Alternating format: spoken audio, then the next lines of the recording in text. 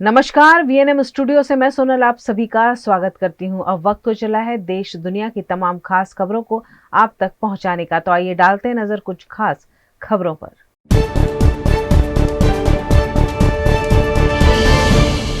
इस साल मानसून सामान्य तारीख से एक दिन पहले ही केरल में दस्तक दे सकता है। मौसम विभाग के मुताबिक 31 मई को मानसून केरल पहुंचेगा। वैसे केरल में मानसून आने की सामान्य तारीख 1 जून है। मौसम विभाग ने बुधवार देर रात ये अनुमान जारी किया है। घोषित तारीख में 4 दिन कम या ज्यादा होने की गुंजाइश भी रखी गई है, यानी मानसून 28 मई से 3 जून के बीच कभी भी आ सकता है। विभाग के मुताबिक बंगाल की खाड़ी में अंडमान सागर और द्वीप समूह पर मानसून के 2 दिन पहले यानी 19 मई को ही पहुंचने की संभावना है, जबकि वहां दस्तक देने की सामान्य तारीख 21 मई है। पिछले साल भी मानसून ने अंडमान निकोबार द्वीप समूह में 19 मई को ही दस्तक दी थी, लेकिन केरल में 9 दिन देरी से 8 जून को मानसून पहुंचा था।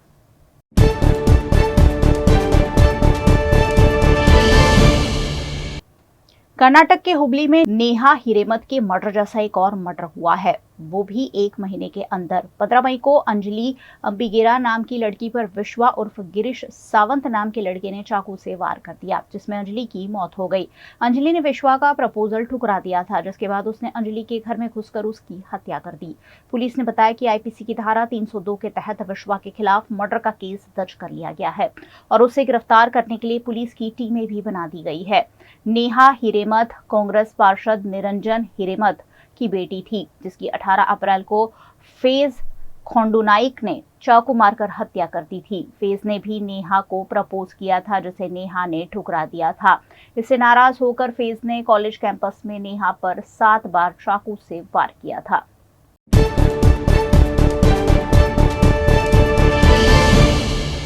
देश के शहरी इलाकों में 15 साल और उससे ज्यादा उम्र के लोगों में बेरोजगारी दर में गिरावट दर्ज की गई है। 2024 की जनवरी-मार्च तिमाही में ये दर 6.7% रही, जबकि एक साल पहले इसी अवधि में ये 6.8% थी। देश के कुल लेबर फोर्स में रोजगार लोगों के प्रति शत को बेरोजगारी दर कहा जाता है। ये आंकड़े नेशनल सैंपल सर्वे ऑफिस यानी NSSO ने जारी किए हैं। पिछले साल मार्च तिमाही में बेरोजगारी दर 6.8% थी। इसके बाद अप्रैल, जून और जुलाई सितंबर तिमाही में ये 6.6% थी। अक्टूबर दिसंबर 2023 में ये 6.5% हो गई थी। वहीं 22वें पीरियोडिक लेबर फोर्स सर्वे के मुताबिक इस साल जनवरी से मार्च की तिमाही में शहरी इलाकों में 15 साल और उससे अधिक उम्र के लोगों की बेरोजगारी दर 6.7% रही।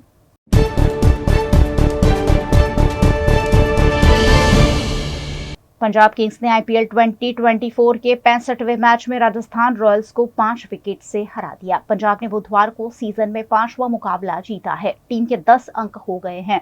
दूसरी ओर प्लेऑफ में पहुंच चुकी राजस्थान ने लगातार चौथा मैच गंवा दिया। राजस्थान ने अपने दूसरे होम ग्राउंड गुवाहाटी में टॉस जीतकर बैटिंग चुनी। टीम ने 20 ओवर में 9 विकेट पर 144 रन बनाए।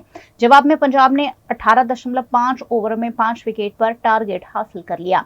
कप्तान सैम करन ने नाबाद 63 रन की पारी खेली, साथ ही 2 विकेट भी चटकाए। उन्हें प्लेयर ऑफ द मैच चुना गया।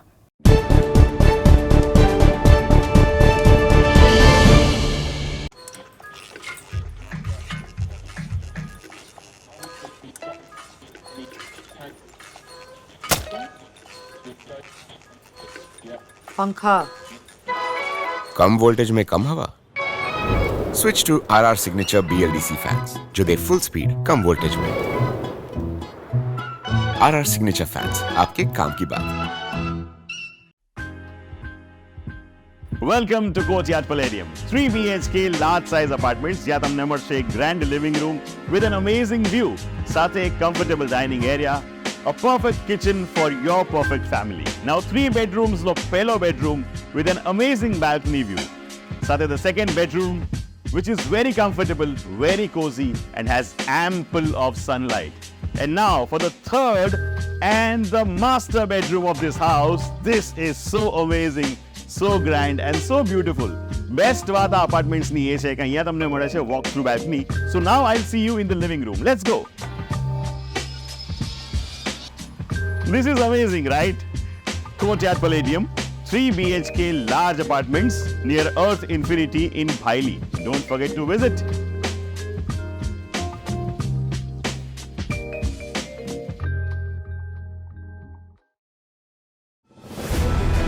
part of the RR Global Conglomerate.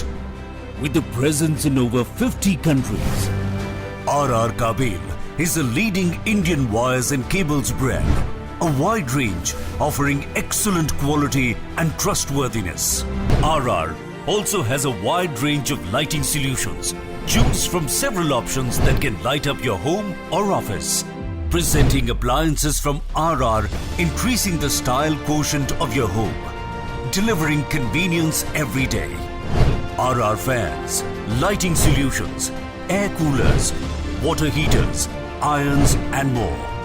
When it comes to trust, quality and convenience, ask for home appliances from RR Kabel, your one-stop electric goods solutions provider. Bharat ले रहा है electric अंगड़ाई।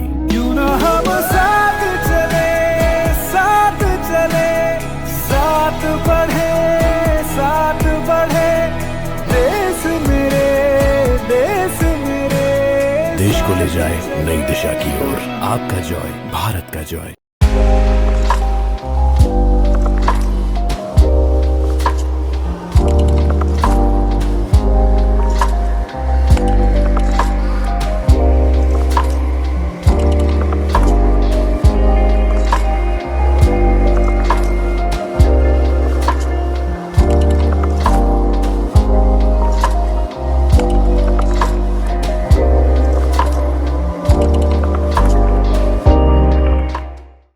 Every new year we take a new year resolution. New year resolution का मतलब होता है upgrading your life, which means upgrading your lifestyle and upgrading your living space. And that is why the best choice is Trilogy by Courtyard.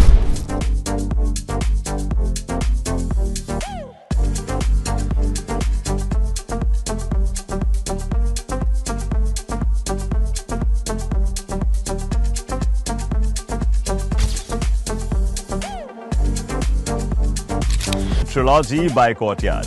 Finest architecture, world-class amenities, and a great space to live. Come check it out.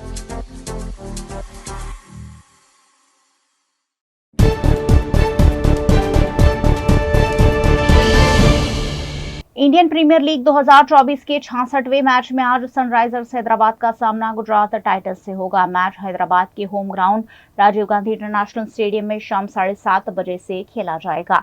दोनों टीमें इस season में दूसरी बार आमने सामने होंगी। पिछले match में गुजरात अपने घर में 7 विकेट से जीता था। जीटी पहले ही प्लेऑफ की रेस से बाहर हो चुकी है। हैदराबाद के 12 मैचों में 7 जीत और 4 हार से 14 पॉइंट्स है। टीम पॉइंट्स टेबल में चौथे नंबर पर है। दूसरी ओर गुजरात टेबल में 8वें नंबर पर है। टीम के 13 मैचों में 5 जीत और 7 हार से 11 पॉइंट्स है। टीम का एक मैच बारिश की वजह से रद्द हो गया था।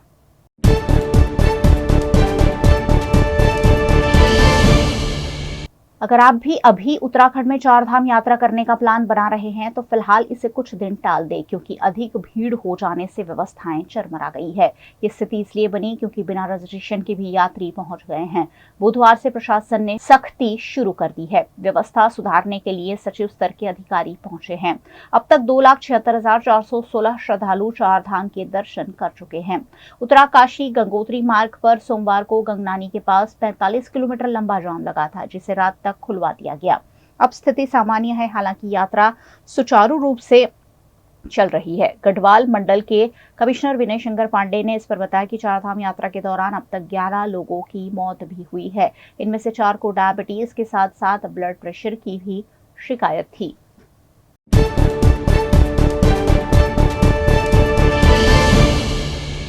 गृह मंत्री अमित शाह ने एक बार फिर कहा है कि लोकसभा चुनाव में जीत के बाद प्रधानमंत्री नरेंद्र मोदी ही तीसरी बार देश का नेतृत्व करेंगे। वे 2029 तक प्रधानमंत्री बने रहेंगे।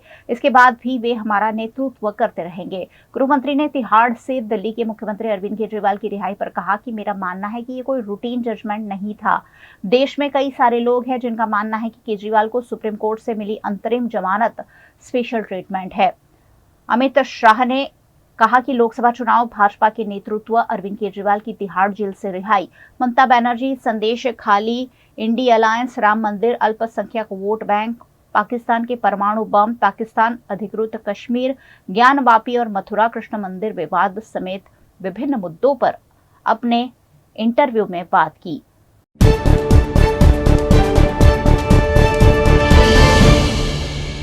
पश्चिम बंगाल के राज्यपाल सीवी आनंद बोस के खिलाफ सेक्सुअल हैरेसमेंट का एक और केस सामने आया है। उन पर ओडिसी क्लासिकल डांसर ने दिल्ली के एक 5 स्टार होटल में यौन उत्पीड़न का आरोप लगाया है। शिकायत अक्टूबर 2023 में दर्ज कराई गई थी।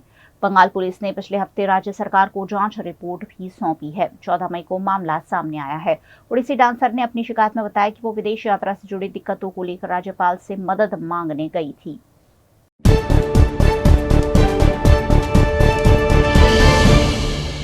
वाराणसी लोकसभा सीट से नामांकन करने वाले कॉमेडियन श्याम रंगीला का पर्चा जांच के बाद खारिज हो गया। इसके बाद श्याम रंगीला भावुक हो गए। उन्होंने कहा कि मैं हंसाने वाला कलाकार हूं, लेकिन आज कुछ भी कह पाने की स्थिति में नहीं हूं। अब सोचता हूं कि कॉमेडी ही बेहतर फील्ड है, राजनीति मेरे बस की बात नहीं है।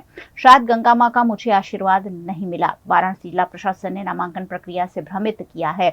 उन्होंने कहा कि कड़ी मेहनत और मुश्किलों का सामना करने के बाद 14 मई को पर्चा दाखिल किया था। हमने सभी कागजात और जरूरी चीजों का ध्यान रखते हुए अपना नामांकन किया था, लेकिन हमें बताया गया कि आपने नामांकन के दौरान ली जाने वाली शपथ पूरी नहीं की, जिस वजह से आपका नामांकन पत्र खारिज किया गया। पीएम मोदी के मुकाबले 40 कैंडिडेट ने नामांकन किया था। बुधवार को नामांकन पत्रों की जांच के बाद 33 लोगों के पर्चे खारिज हो गए।